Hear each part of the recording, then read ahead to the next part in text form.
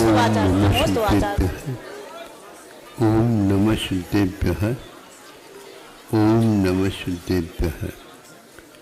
अहिंसा परमो धर्म की आचार्य गुरुवर श्री कुंद कुंद भगवान की, आचार्य गुरुवर श्री ज्ञान सागर मुनि महाराज की,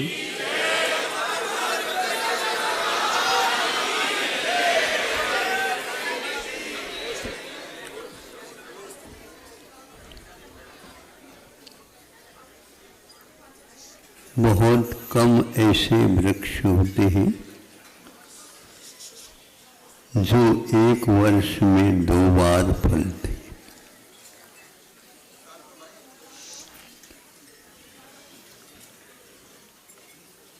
वो कौन से? वो प्रासंगिक है। नारंगी और भी होंगे, लेकिन प्रसंग में नारंगी के विषय में बताना जा रहा हूँ। ये देसी वृक्ष है, इसके फल देसी है। इस जैसा फल मौसमी होती, मौसमी, लेकिन वह एक प्रकार से देसी है क्या नहीं, अथवा उसके साथ और कौन सा संयोग है। प्राय करके मौसमी जो बीमार पड़ते हैं, टाइफाइड वगैरह हो जाता है, तो उसके लिए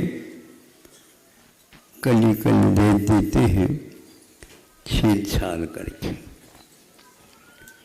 किंतु नारंगी वह देशी है, वह नींबू और नारंगी के योग से मौसमी का निर्माण होता, ऐसा हमने पढ़ा था। तो यह ब्रिटिश गवर्नमेंट के समय से इसका ज़्यादा प्रचलन भारत में हुआ।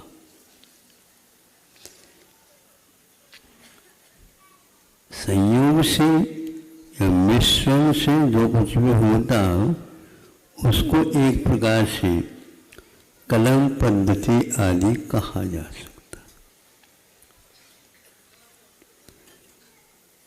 तो क्या विशेषता है? आचार्य कहते हैं वह नारंगी मिठास को लेकर के रहता, परिपक्व होता है। किंतु मौसमी ऐसा नहीं होता, उसके कई तासीर इस ढंग से रहते हैं। शक्तिवर्धक कौन है, क्या है, यह अलग विषय है। अब इस फल को उगाने के उपरांत जब फल तोड़ा जाता है, उसके गुणधर्म जैसे कल ने परसों बताया आम के होते हैं, उसी प्रकार उसके भी होते। किसान या बागवान इस जानकारी से वंचित नहीं रहता, हमेशा उसका ये ज्ञान विकासोन्मुखी रहता है, अनुभव करता रहता है। इनको तोड़ करके एक ढेर बनाया जाता है, क्योंकि हम मुक्तागिरी जा रहे थे नागपुर से, दोनों तरफ ये इसके अलावा और कोई फसल थी नहीं, और सब लोग जो है बाबा बाबा एक आध तो ले लो। तो भैया हम तो नारंगी न लेकर के नारंगी के वृक्ष के नीचे तो बैठना चाहेंगे। गर्मी का समय था, महावीर जयंती के बाद वहाँ से निकले। जब वो ढेर लगाए थे तब सोचा, देखो इतने ढेर लगने के उपरांत भी कोई भी इसमें सड़ता नहीं, गलता नहीं, कुछ भी नहीं होता। रात भर उसी बगीचे में हम रहे, सोचता रहा, संसर्ग मिलने के उपरांत भी इसमें पान जो है एक दूसरे को थोड़े से लग जाते हैं तो दाग लगना पारण होता है। बार बार पान बेचने वाले पलटाता रहता है। इसी प्रकार अन्यत्र भी उदाहरण दिया जा सकता है, जैसे विशेष प्रशासन संबंधी कलेक्टर है, डिप्टी कलेक्टर है, आदि आदि, इनको कैसे भी हो पलटाते रहते, कहीं गड़बड़ न हो जाए।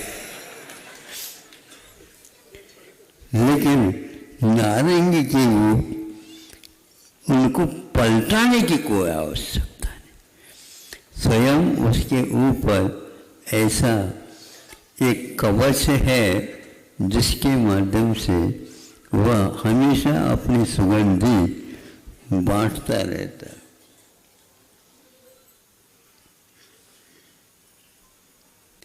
जब जिस किसी के हाथ से वह मानो फल नीचे गिरा और वह एक प्रकार से दूसरा उसके ऊपर पैर रख दिया, तो क्या हो गया? 2 मिनट भी नहीं लगा और नारंगी का वह रूप बदल गया, परिवर्तित हो गया। तब हमने सोचा ये नारंगी का गुणधर्म अलग है और इसको पहले जो व्यवस्थित रखता है महीनों तक, वो कुछ अलग व्यक्तित्व है। वह है उसके ऊपर की कवच छिलका, जिसको आप लोग नारंगी का सेवन करते उस समय निकाल करके फेंक देते हैं और नारंगी को खा लेते हैं। यदि पहले से नारंगी का छिलका फेंक जाए फिर नारंगी का स्वरूप हमें बता दो क्या होता है उसका। समझ में बात आ रही है? नारंगी का ऊपर का छिलका हमेशा हमेशा कड़वा रहता है, लेकिन कड़वा रह करके भी वह मीठा नारंगी की रक्षा करता रहता है। ज़्यादा तुम्हें वक्त फैलाऊंगा नहीं, और आज पंचायत सभा हमारे सामने है, बहुत सारी नारंगियां हैं।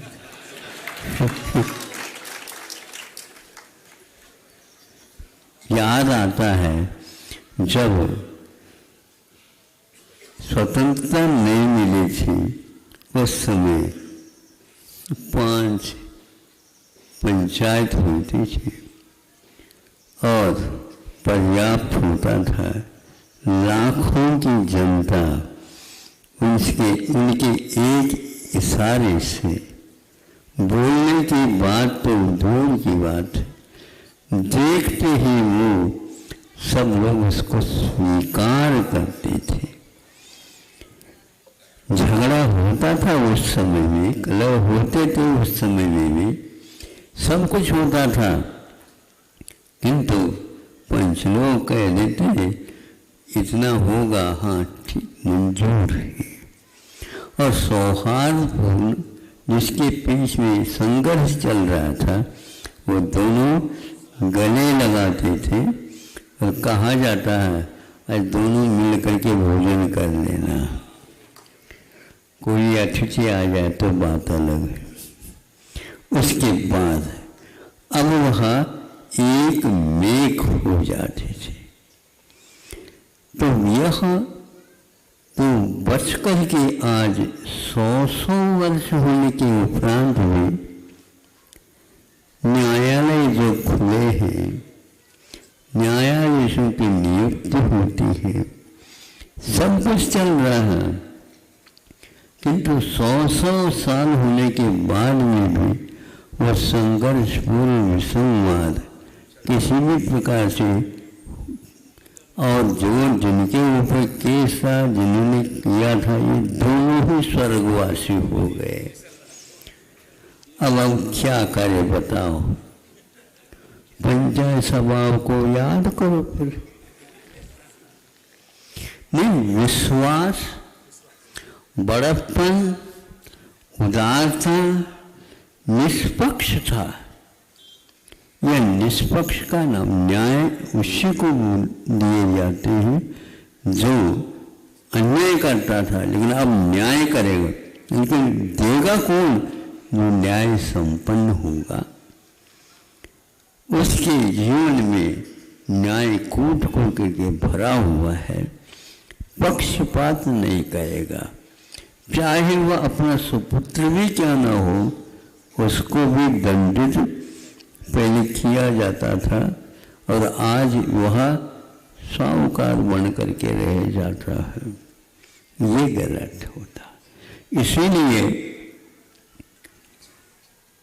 आप लोगों को चाहिए अपने कर्तव्य के प्रति निष्ठा रखें, तो अपने आप ही जीवन में सुधार होगा। तो उस कवच के माध्यम से नारंगी की सभी कुछ बीज सहित कली कली सुरक्षित और उसकी प्रकृति स्वादिष्ट बना रहता है। किसी भी प्रकार से उसमें कुछ भी नहीं होता। तो जितने भी कार्यकारिणी है वह तो मान लो कली कली जैसे हैं, और ये संख्या ज़्यादा जो है ना, वह नारंगी के कवच की भांति है। हम तो कवच की रक्षा के लिए ज़्यादा जोर देते हैं, ताकि भीतर की कलियां हमेशा हमेशा समाज को मिठास प्रदान करते रहेंगे।